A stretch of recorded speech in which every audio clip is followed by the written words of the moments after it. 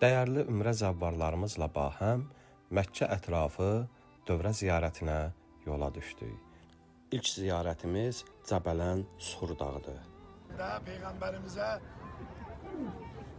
suiqəst hazırlayırlar ki, Həzrəti Peyğəmbəri öldürsünlər və çox böyük suiqəst. Maksimum üstündə çalışırlar ki, doğrudan da Peyğəmbəri öldürsünlər.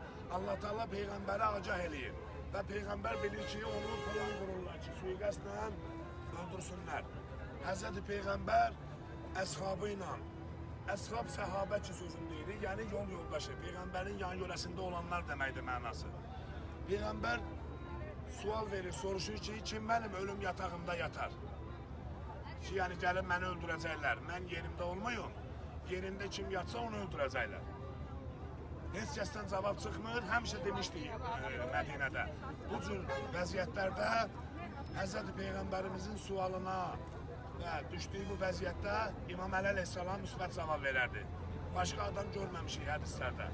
Ancaq və ancaq Həzrəti Əli əleyhissalam.